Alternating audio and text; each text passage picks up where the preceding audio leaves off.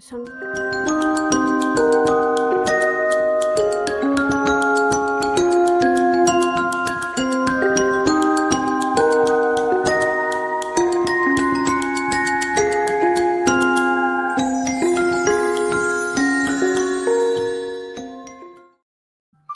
Hi, welcome to Ghosting with Anya. I'm your host, Anya Smith, and today's episode we are doing the typewriter answered back. It is so weird. Sorry, I forgot to click go live or whatever. But yeah, so this morning I was at the bookstore helping my friend and you know, clearing 5 bookshelves because Fearless needed those bookshelves in the basement, so that's where they're at right now. Down there in the basement. Anyway, it felt good. I was sweating because I was helping a friend getting the bookshelf cleared. So yeah.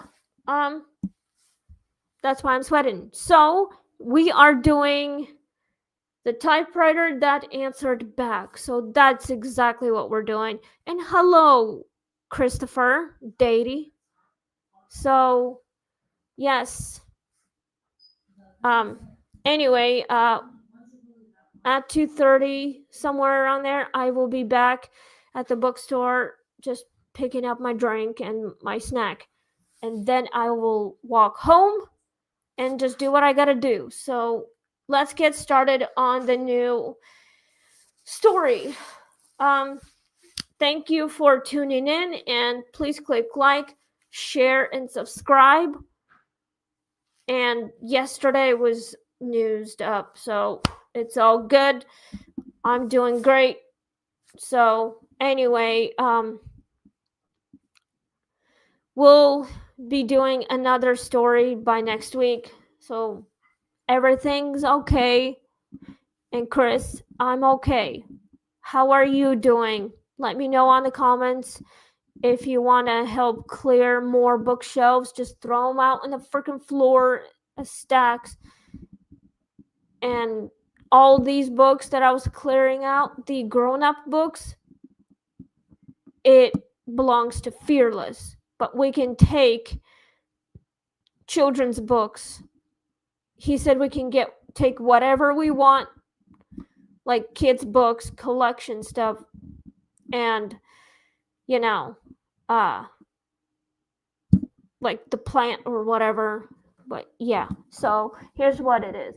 He's like, I'm good eating food and I'm off at 4:30. All right, sounds good. So yes, I'm doing all right too.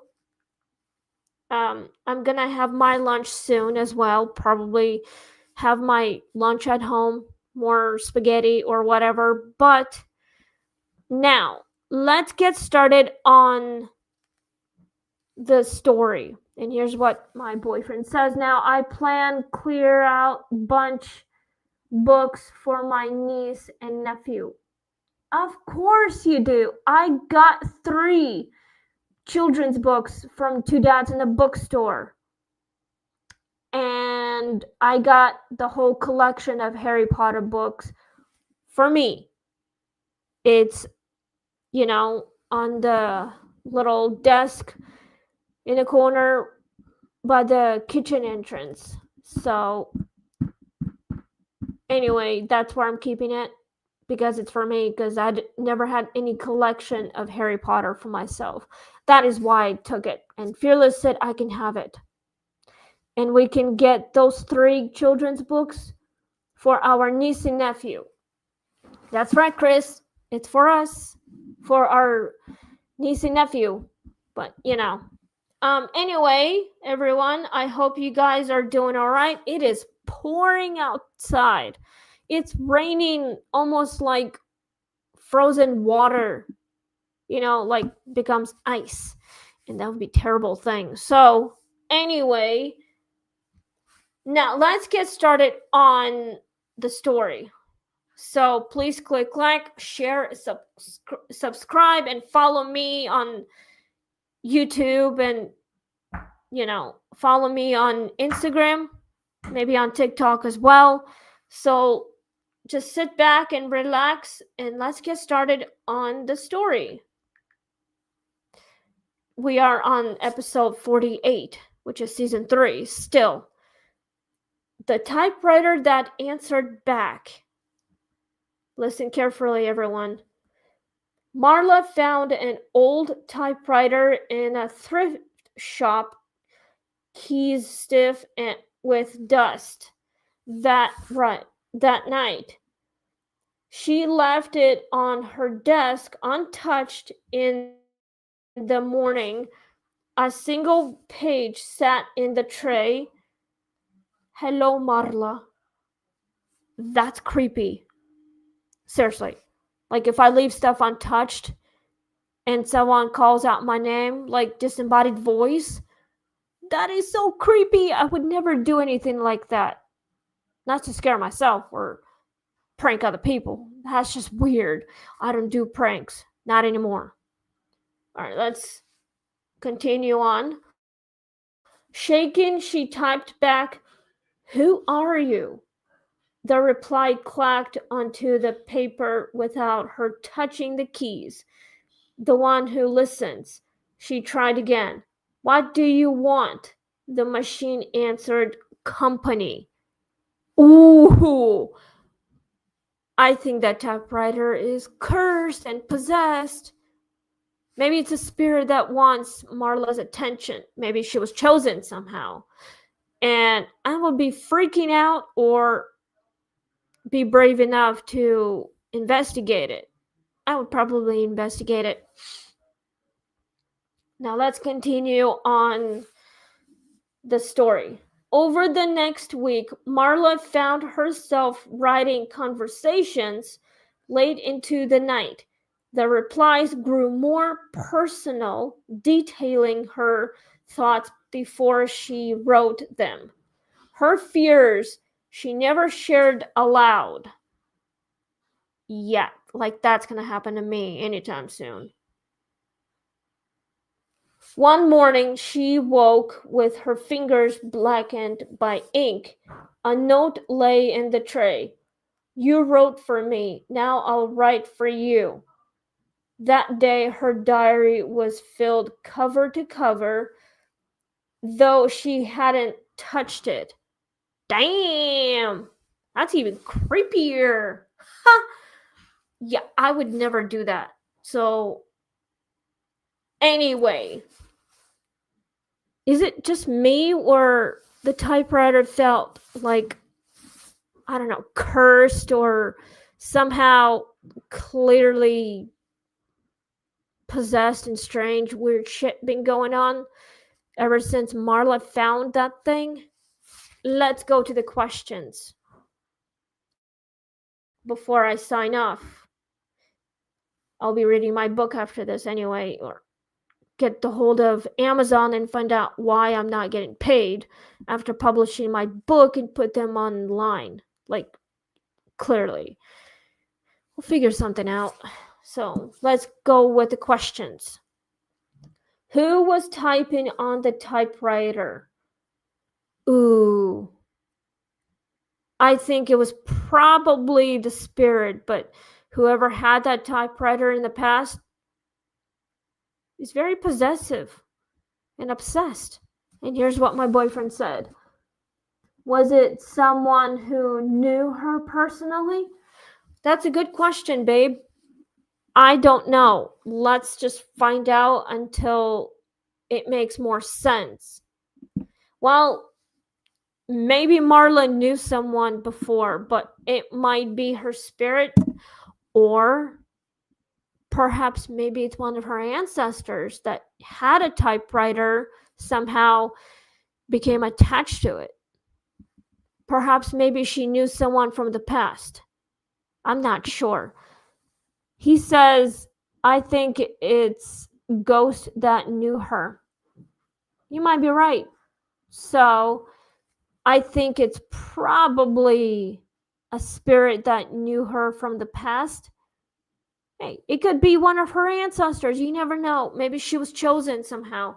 That is the reason why the typewriter ended up answering back the questions and answers. So let's go to number 2. Why did it call itself the one who listens? Wow. It's probably spirits have good hearing somehow. Maybe it knew her from the past. She just doesn't know how to respond to that, how to process it. Perhaps maybe it's one of her friends in the past. I don't know. We'll figure it out somehow. So I think it might be something demonic, or it pretends to be the one that knew her in the past personally. So I think it's demonic. Be careful who are you summoning into your circle. Be careful with all the spirit stuff, especially with a typewriter, because you never know. It might be something that pretends that it knows who you are. I personally would not want to mess with it. Seriously. I think it's cursed. Something demonic. That's exactly what I think. So let's go to number 3. How did it know Marla's private thoughts? Wow. How would it know her thoughts? Somehow it was absorb. I don't know. Observing her writing in her journals.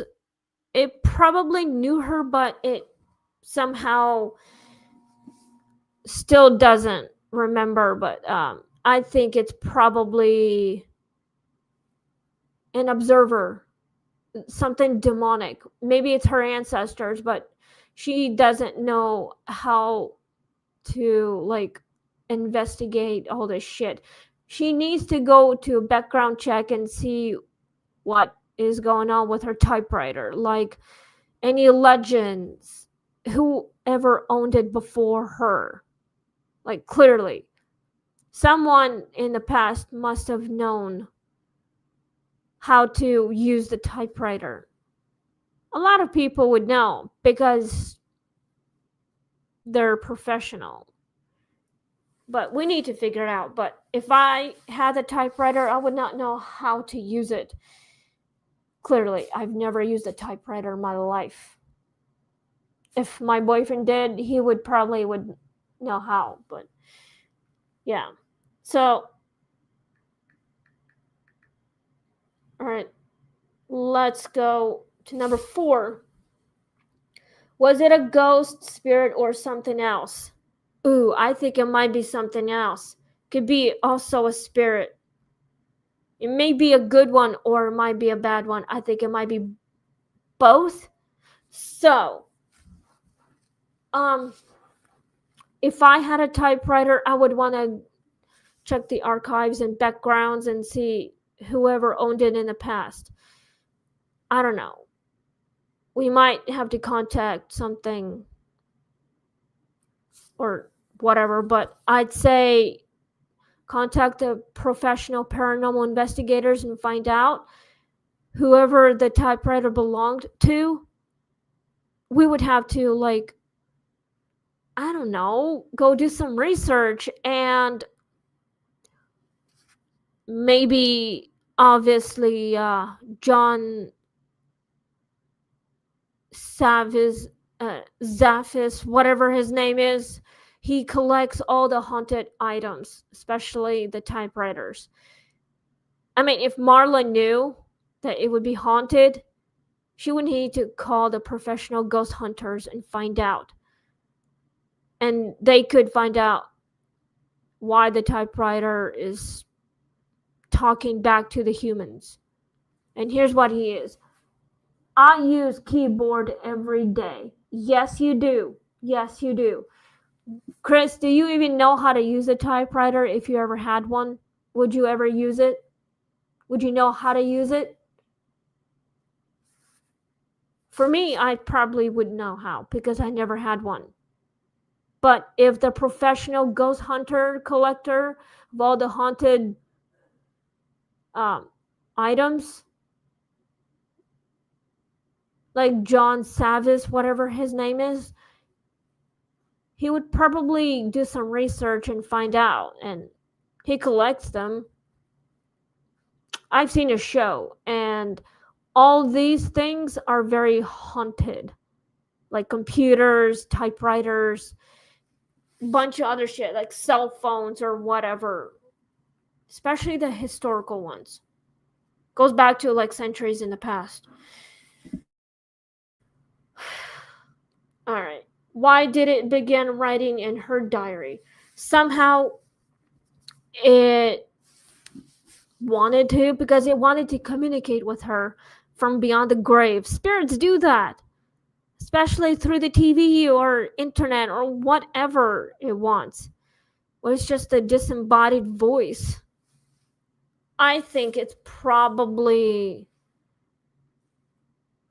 something else. It just wanted to talk to her. It wanted to see what's going on. Maybe it just wanted to, I don't know, just talk to her.